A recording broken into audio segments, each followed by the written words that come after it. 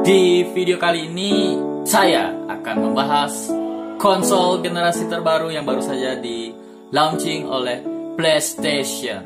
Apakah ini? Kalian pasti semua sudah tahu. Di tanggal 11 kemarin, PlayStation telah melaunching resmi PS5 sebagai konsol next generation dari PlayStation untuk menyaingi lawannya. Ada Xbox, ada Nintendo, ya you know lah. Video kali ini saya akan membahas semua tentang PS5, mengupas tuntas secara detail, jelas. Tapi sebelum itu, mari kita bersama-sama tonton terlebih dahulu rilis resmi dari PlayStation tentang PS5.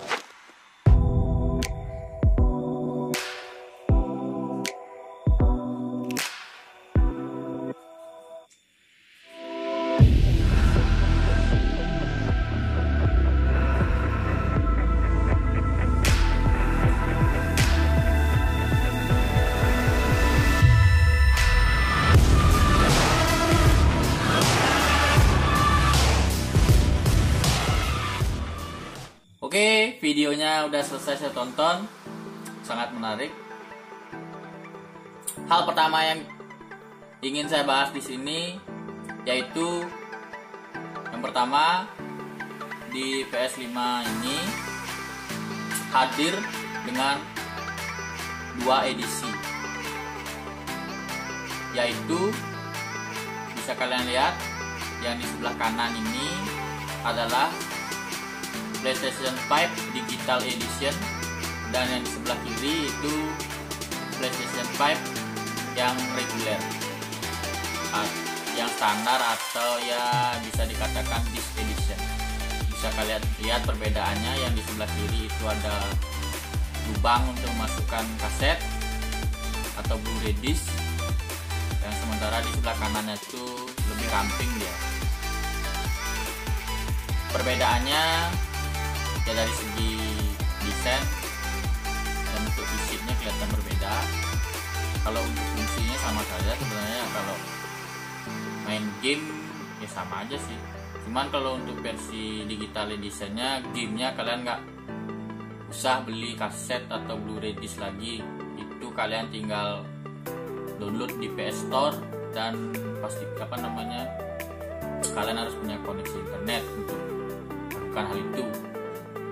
Kalau untuk kalian yang suka mengkoleksi Blu-ray disc macam-macam jenis BD game-game tersebut, kalian cocok cari yang standar edition atau disc edition ini, karena itu memang memerlukan Blu-ray disc untuk memainkan. Samping itu juga kalian bisa memutar CD atau DVD ya, sini yang penting sesuai formatnya. Kalau dari segi harga nanti ya, kalau udah rilis resmi kemungkinan akan berbeda ya. Harapannya sih pastinya nih digital editionnya pasti akan jauh lebih murah, karena tidak perlu tidak isi optic drive lagi untuk membaca Blu-ray disc tersebut. Jadi kemungkinan biaya produksinya akan lebih kecil ketimbang yang disc edition. Jadi menurut saya kemungkinan harganya akan lebih murah sedikit ya, walaupun nggak banyak, tapi ya lumayan juga sih, mempengaruhi minat kita sebagai pembeli gitu kan. Biasa pasti cari yang murah-murah. Oke, kalau itu dari edisi, yang pertama kita akan bahas itu kan dari tentang edisinya. Yang kedua kita bahas tentang desain. Desain di PS5 kali ini sangat menarik. Beda dari sebelum-sebelumnya. Kalau sebelum-sebelumnya itu mengkotak, polos. Kali ini tampil dengan, ya mungkin karena konsol next G gitu kan, next generation, desainnya itu lebih bisa dikatakan ya sekarang ini desainnya lebih futuristik. Bisa dilihat dari tampilannya, terus perpaduan warnanya. Ini PlayStation benar-benar Sony benar-benar ingin tampil beda. Kalau series sebelum-sebelumnya di PlayStation 1, 2, 3, 4 untuk warna, kombinasi warnanya itu belum terlalu terlihat. Kalau sekarang kan sudah ini putih, dilis hitam, terus bawahnya putih lagi kan, ada kombinasi warna. Kalau sebelumnya kan polos, kalau putih ya putih, hitam, polosan gitulah istilahnya. Masih ada yang versi tertentu tuh emang dibuat berbeda dengan ini. Tapi biasanya kan polosan. Kalau yang di PS5 ini hadir ya udah futuristik pokoknya dari segi desain. Terus ini sepertinya warna biru ini itu lampu LED ya. Kalau kalian di ruangan yang gelap malam main gitu, terlihat, pasti terlihat keren sekali. Kalau dari segi desain saya gitu, kalau dari desainnya sih sangat futuristik ya, menarik. Itu aja sih menurut saya. Terus sekarang kita akan membahas mengenai dapur pacu. Dalemannya. Kita lihat di PS5 terbaru ini memakai CPU 8 prosesor Zen 2, prosesor terbaru dengan kemampuan 3,5 GHz gitu. Dibandingkan dengan PlayStation 4 seri sebelumnya itu hanya memakai 8 prosesor Jaguar dengan ini kemampuannya 1.6 GHz. Terus dari RAM, perbandingan RAM-nya hampir setengahnya naik ya. Di PS5 ini memakai RAM 16 GB, kalau di PS4 masih 8 GB, jadi udah naik 2 kali lipat. Dan yang sangat menarik di sini yaitu memori internalnya ya. Kalau di PS4 masih memakai sistem hard disk drive yaitu HDD, memorinya masih HDD. Kalau di PS5 ini sudah memakai SSD, solid state drive kalau namanya. Perbandingannya ini nanti akan berpengaruh ketika kalian ingin membuka game. Kecepatan loading dari sebuah game itu akan sangat cepat sekali ya, karena ya emang fungsi SSD, kemampuan SSD itu emang seperti itu.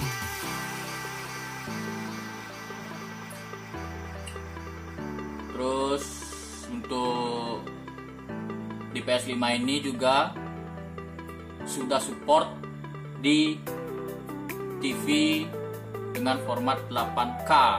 Wah, menarik kan? Kalau di PS4 seri paling tertinggi yaitu di seri Pro cuma support sampai 4K, 4K. Kalau ini yang di PS5 sekarang sudah support di 8K. 8K. Terus untuk USB-nya di sini udah nanti akan mendukung USB Type-C. Itu udah teknologi terkini ya. Sama seperti yang saya bilang sebelumnya, udah futuristik. Terus untuk perangkat optiknya, untuk yang di PS5 sudah mendukung 4K Ultra HD Blu-ray drive. Kalau di PS4 cuma Blu-ray drive aja, kalau di sini udah 4K UHD format dari Blu-ray disc-nya atau BD ya. Itu kalau dari dapur pacunya. Terus kalau dilihat-lihat di sini PS5 akan hadir lebih simpel ketimbang seri-seri PS sebelumnya. Yang saya baca juga di artikel-artikel, di PS5 ini hadir hanya dengan satu tombol saja, yaitu tombol power. Tombol eject-nya akan dihilangkan. Jadi lebih simpel kelihatannya. Terus kalau USB-nya tetap versi 2. Yang satu dukung untuk USB Type-C, yang satunya mungkin yang masih versi standar ya, USB yang biasa gitu. Yang satunya udah mendukung USB Type-C. Terus dari kembali ke desain, ini PS5 hadir tetap mempertahankan rongga-rongga sama kayak PS4. Rongga kecil di samping-samping untuk sirkulasi udara itu PS5 tetap mempertahankannya, namun dengan diperlebar, lebih besar dia. Mungkin nanti untuk sistem pendinginannya mungkin akan lebih optimal karena rongga-rongga udara ini lebih besar dari PS4. Mungkin ya, bukan mungkin sih, pasti ya, karena kan namanya juga konsol generasi terbaru, pasti banyak update-update yang dimasukkan ke dalamnya. Itu saja sih ulasan dari saya. Yang terakhir mungkin masalah harga. Nah, banyak yang menanyakan masalah harga. Kalau dari pihak PlayStation sendiri sih belum merilis resmi berapa harga untuk konsol generasi terbaru yang ini. Tapi kalau yang saya baca-baca di artikel dan nonton juga di YouTube orang lain, nah, menurut kabar berita, PS5 ini kemungkinan rilis untuk di Indonesia. Range harganya tuh di antara 8 juta sampai ya 12 atau 13 juta lah, tergantung dengan situasi harga dolar di Indonesia. Harga dolar naik, harganya juga melambung. Harga dolar turun ya mungkin akan sedikit lebih. Jadi kalau kalian berminat membeli PS5 ini, kalian mesti menyiapkan budget, nah itu udah antara 8 sampai ya 13 atau 12-13 juta lah, dan mulai menabung dari sekarang. Karena untuk rilis resmi menurut informasinya sih akan rilis di liburan musim panas di Amerika, atau kalau di Indonesia mungkin sekitar bulan November Desember lah. Tapi saya rasa rilis resminya nggak akan besar-besaran, karena ya kita semua ketahui lagi situasi pandemi seperti sekarang, mungkin rilisnya terbatas. Kalau untuk masuk ke Indonesianya mungkin ya awal tahun depan mungkin udah bisa masuk, tapi tidak terlalu banyak ya. Pasti Sony terkendala juga kan untuk memproduksi konsol terbaru mereka ini dengan produksi yang begitu besar, karena terkena masalah pandemi ini kan mungkin karyawannya tidak semuanya bekerja gitu kan, dibatasi yang bekerja, jadi untuk produksinya juga terbatas. Mungkin di rilis resmi awal mungkin cuma 5 juta unit atau 10 juta unit untuk seluruh dunia, mungkin ini pendapat saya mungkin, tapi belum ada kepastian sih dari pihak Sony-nya, karena ya masih menunggu rilis resminya juga. Untuk pre-order mungkin di bulan Juli bulan depan udah bisa mungkin di pre-order, karena udah di launching juga kan produknya, udah pasti bisa di pre-order. Kalau untuk gamenya udah lumayan banyak sih yang rilis, yang saya ketahui contohnya yaitu NBA 2K21, 2K21. Nah, itu juga akan rilis di game konsol PS5. Terus GTA 5 juga akan rilis di PS5. Nah, tapi saya nggak tahu juga ya kenapa GTA masih memakai anggapan GTA 5, kenapa nggak buat GTA 6 aja gitu biar sekalian. Tapi katanya yang saya tonton di YouTube-nya, di launching PlayStation-nya itu GTA 5, tapi mungkin ada beberapa tambahan arena, mapnya ditambah mungkin ya. Terus yang menurut kabar yang saya dengar juga katanya PES yang gemar sepak bola, PES katanya juga akan merilis gamenya untuk di PS5 ini, tapi untuk versi yang 2022 PES 22. Dan kabar yang saya dengar juga PES sampai rela menunda, bukan rela menunda sih, menurut kabar yang saya dengar PES tidak akan merilis PES 21, tapi hanya akan menambahkan kayak DLC tersebut di PES 20 yang jadi di update-nya 21. Jadi PES 20 tersebut ditambahin DLC jadi update PES 21. Nah, nanti PES 22 akan rilis dan akan langsung support PS5. Itu menurut kabar yang saya tahu ya, tapi benar atau tidaknya belum ada kepastian, ini hanya kabar. Terus Spider-Man juga udah rilis, akan launching juga di PlayStation 5. Dan lagi satu itu ada GT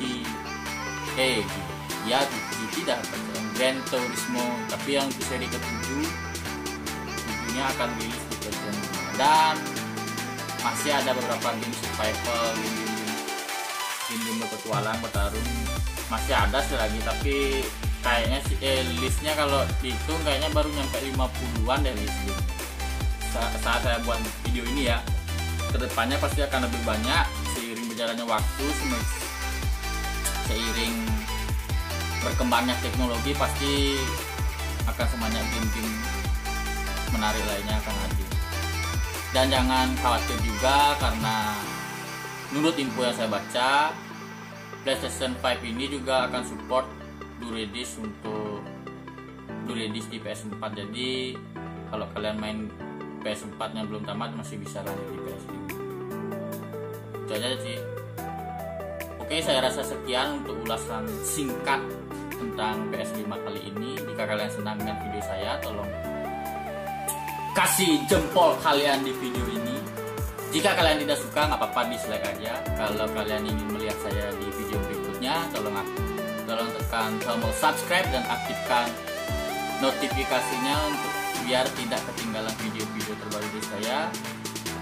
Jangan lupa, jika video ini bermanfaat dan kalian ingin membagi ke teman kalian bisa klik tombol share di beranda aplikasi YouTube kalian. Saya rasa cukup sekian. Terima kasih buat yang sudah menyaksikan. Stay healthy, stay positive. See you in the next video.